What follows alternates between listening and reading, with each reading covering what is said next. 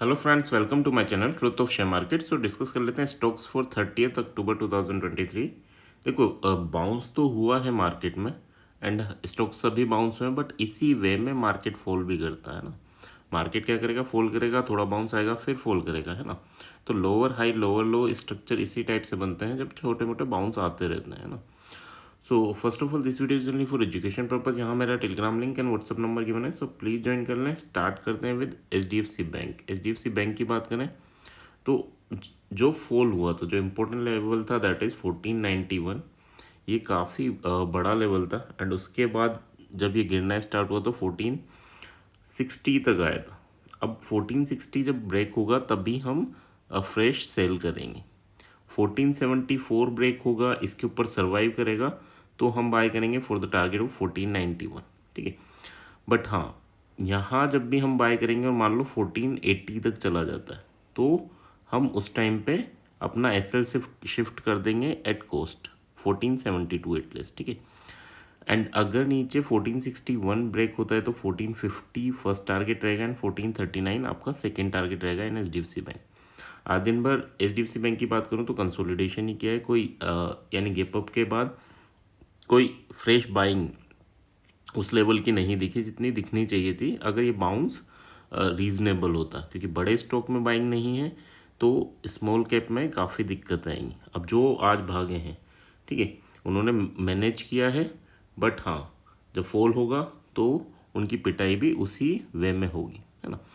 अब बात कर लेते हैं सेकंड लेवल। अगर 1491 के ऊपर जाता है तो फ्रेश लॉन्ग के लिए अगर आप सोच रहे हैं तो फिर हम सोच सकते हैं 1491 के ऊपर, बट उस टाइम पे भी आपका SL 1480 रहेगा। ठीक है, यहाँ अगर SL की बात करें तो SL बाइंग साइड में आपका रहेगा 1468 का, एंड अगर सेलिंग की बात करूँ तो यहाँ पर SL रहेगा आपका 1466 का।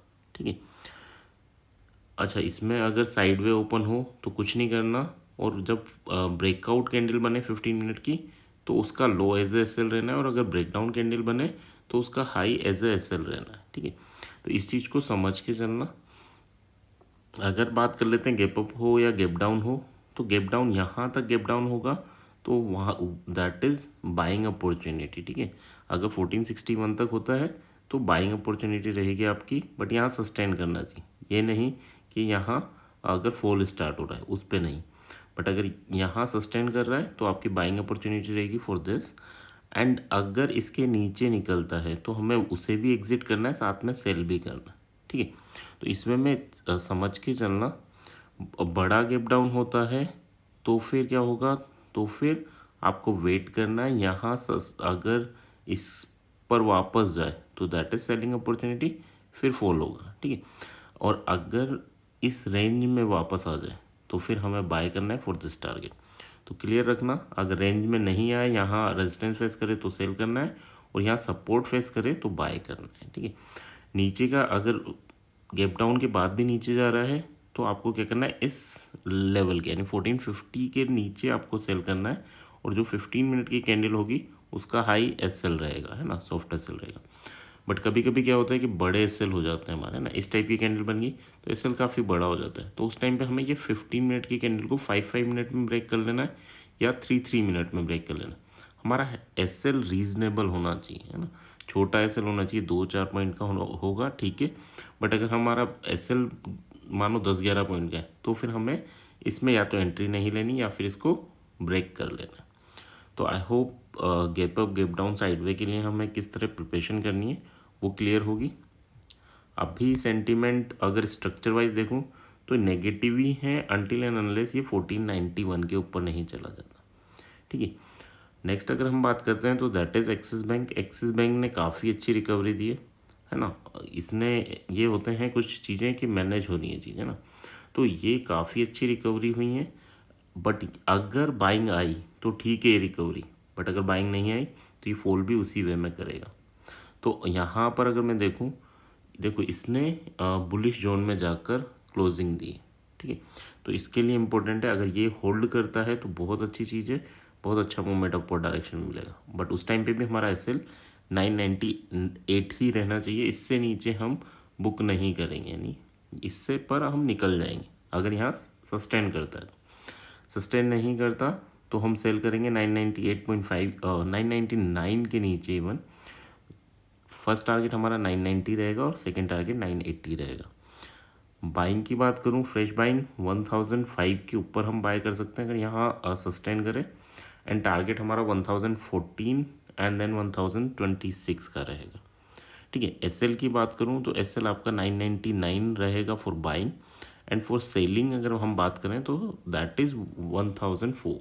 ठीक है, 1004 for selling and 999 for buying. ये आपके हार्ड एसएल रहेंगे। नेक्स्ट अगर हम बात कर लेते हैं so that is Reliance. Reliance ने भी अच्छा परफॉर्म किया, बट देखो यहाँ पर अगर मैं देखूँ, यहाँ इसने रिलायंस ने टॉप बनाया था और ऑलमोस्ट वहीं आकर इसने रेजिस्टेंस फेस किया। तो जो आप एम पैटर्न स्टडी करते हैं वो इसी टाइप से फॉर्म होते हैं कि हाँ फॉल हुआ, थोड़ी रिकवरी हुई, एंड फिर अब एग्जैक्टली सेम नहीं आपको जज करना, बट ये ऑलमोस्ट वहाँ आ चुका है। ठीक है, जहाँ से ये फॉल कर सकता है बड़ा। तो अगर एम पैटर्न बनाना होगा तो यहाँ से फॉल स्टार्ट होगा, एंड आपकी जो नेक लाइन है जो अभी लो लगा के आया था वो भी ब्रेक होगा एंड उसके नीचे भी जाएगा। ठीक है, और अगर ये डबल टॉप यानी इस लेवल को ब्रेक कर देता है ऊपर की साइड, तो फिर इसमें फ्रेश बाइंग आप कर सकते हैं छोटे से एसएल के साथ। SL will be 2260। ठीक है, अभी लेवल की बात कर लेते हैं। 2273 के ऊपर बाय करेंगे for the target of 2289 and 2306, and अगर 2264 टूटता है तो हम सेल करेंगे for the target of 2249 and then 2235।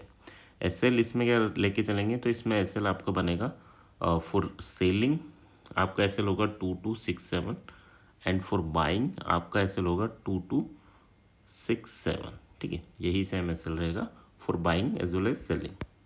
Next बात कर लेते हैं, so that is Infosys. Infosys ने भी अच्छी खासी रिकवरी दी है, और अगर रिकवरी होगी तो आईटी सेक्टर में नो डाउट बेटर होगी as compare to other sector. ठीक है, सो अगर यहाँ बात करें इन्फोसिस के लिए लेवल क्या है, इन्फोसिस, बट अगर बात करें तो लॉन्ग के लिए, यानी जो आपका महीने का या फिर आप ईयर वाइज देखना है, 1405 के ऊपर ही आप लॉन्ग के बारे में सोचना, तब तक आप अवॉइड कर सकते हैं। अगर ट्रेडिंग पर्पस की बात करें तो 1387 के ऊपर हम बाय कर सकते हैं for the target of 1397 and 1405। 1377 के नीचे जाता है तो हम सेल कर सकते हैं for the target of 1367 and 1357। SL की बात करें तो एसएल आपका बनेगा for selling 1382 and for buying 1380। So ये आपके हार्ड एसएल रहेंगे। इससे छोटा एसएल मिलता है नहीं। अगर 15 मिनट की कैंडल आपकी ब्रेक करती है किसी भी लेवल को, तो उसका लो आपका सॉफ्ट एसएल रहेगा फॉर ब्रेकआउट, एंड ब्रेकडाउन के लिए कैंडल का हाई आपका सॉफ्ट एसएल रहेगा। तो अगर सॉफ्ट एसएल आपके छोटे हैं as compare to hard SL, तो आप सॉफ्ट एसएल ही यूज़ करना। नेक्स्ट बात कर लेते हैं, सो दैट इज़ एसबीआई। देखो सब में अगर फॉर्मेशन की बात करूँ तो ऑलमोस्ट डबल टॉप फॉर्मेशन बना हुआ है ना, और अगर यहाँ से अगर ये नेक लाइन ब्रेक होती है तो फिर आप समझ सकते हैं कितना बड़ा फॉल अभी मिल सकता है हमें ना। और अगर इसके ऊपर सर्वाइव करता है 1-2 दिन, तो आपको उतनी ही बड़ी रैली भी यहाँ देखने को मिलेगी। तो इम्पोर्टेंट लेवल पे है मार्केट, हर स्टॉक अपने इम्पोर्टेंट लेवल पे है। कुछ स्टॉक ने तो डायरेक्टली, यानी अगर रिलायंस की बात करें या फिर एसबीआई की बात करें, ये डबल टॉप पैटर्न एग्जैक्टली बना चुके हैं ना। अब यहाँ से फॉल करते हैं या इसे ब्रेकआउट करते हैं, दैट इज़ इम्पोर्टेंट। 562 के ऊपर हम बाय करेंगे for the target of 564.6 and then 567.7। नीचे अगर हम सेलिंग की बात करें तो 558 के नीचे हम सेल कर सकते हैं for the target of 555 and 552। अगर आप यहाँ पर भी सेल करना चाहें डबल टॉप फॉर्मेशन की वजह से, तो यहाँ पर अगर हम सेल करेंगे तो 2 पॉइंट का आपका एसएल लेके चलना है, यानी 562 के ऊपर, या तो 2.5 पॉइंट का लोगे तो बेस्ट है ना, 564.6, क्योंकि ये पिछले लेवल हैं तो ये इंपॉर्टेंट रहेंगे है ना। अगर कोई फ्रेश सेल करना, यहाँ सेल करना चाहे उसे लग रहा है तो है ना, बट हाँ यहाँ पर अगर इसके नीचे सेल करोगे तो ज़्यादा बेटर है। एसएल की बात कर लेते हैं, तो एसएल आपका 560 का रहेगा for selling, and for buying 560.5 का रहेगा। ठीक है, नेक्स्ट अगर हम बात करते हैं, so that is our Tata Motors. Tata Motors की बात करें तो देखो 641 काफ़ी अच्छी इसने मूवमेंट दिया है इवन इस कैंडल में। डायरेक्टली 628 से ये 641 गया है। तो क्या यहाँ पर रेजिस्टेंस फेस कर सकता है? तो देखो इसी का ब्रेकआउट करके नीचे आया था, ठीक है। अगर हम बात करें कि ये फ्रेश बाइंग कहाँ कर सकते हैं, तो 651 लेवल, इसके ऊपर जाएगा, सस्टेन करेगा तो नो डाउट तब अच्छा रहेगा। और उस टाइम पे सलाम का हमारा रहेगा 643 का। अभी क्या है, अभी ये मिड में है, इसके ऊपर बाइंग है, और जो आज का लो है या कल का लो था ना 620, वो इम्पोर्टेंट है। उसके नीचे तो आपकी फ्रेश सेलिंग हो सकती है। अभी कल के लिए बात कर लेते हैं, यानी मंडे के लिए, तो 644 के ऊपर हम बाय करेंगे for the target of 651 and then 657।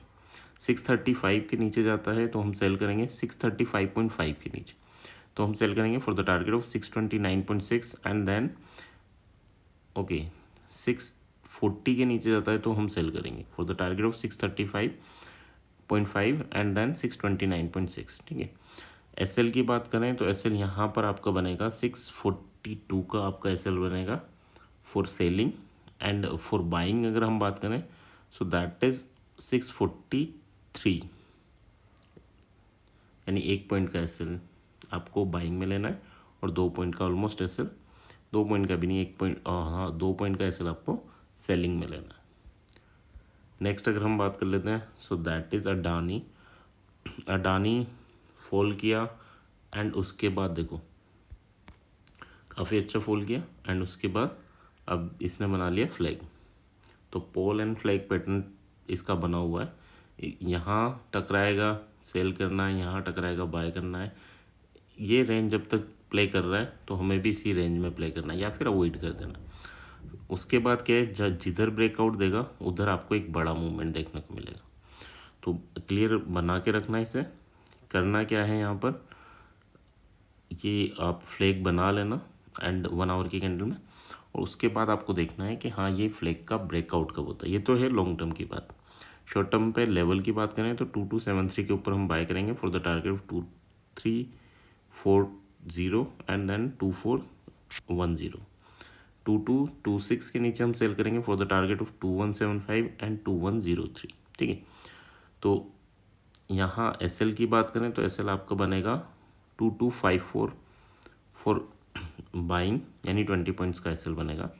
And अगर सेलिंग की बात करें तो 2242 आपका फॉर सेलिंग बनेगा, ठीक है। सो इम्पोर्टेंट हैं सारे स्टॉक, इम्पोर्टेंट लेवल पे हैं, एंड यहाँ से अब आपको एक बड़ा शार्प फॉल भी देखने को मिल सकता है, या फिर अगर डबल टॉप पैटर्न का ब्रेकआउट हुआ तो शार्प रैली भी देखने को मिल सकती है। सो थोड़ा देख के चलना, हर जगह बियरिश नहीं रहना और हर जगह बुलिश नहीं रहना। मानो मार्केट अगर यूएस मार्केट 1% 2% डाउन रहता है और हमारा मार्केट भी 1-2% डाउन खुलता है, दैट मीन कि जो भी उसको bearish due to global challenges थे उसकी वजह से बेरिश था, वो ऑलरेडी हो चुका। हम क्या करते हैं, हम ये करेंगे कि जैसे गैप डाउन खुला हम पी बाय कर लेंगे। तो उन चीज़ों को अवॉइड करना है। बड़े गैप अप गैप डाउन पे प्रॉफिट बुकिंग होती है, तो जब भी बड़े गैप अप गैप डाउन हो तब मार्केट से थोड़ा साइड हट जाओ, और फिर आफ्टर 30 मिनट्स या 45 मिनट्स फिर प्ले करना है। छोटे गैप अप गैप डाउन में आप फिर भी अज्यूम कर सकते हैं ना। सो आई होप चीज़ें क्लियर होंगी। क्लियर है तो please like and comment. Thank you.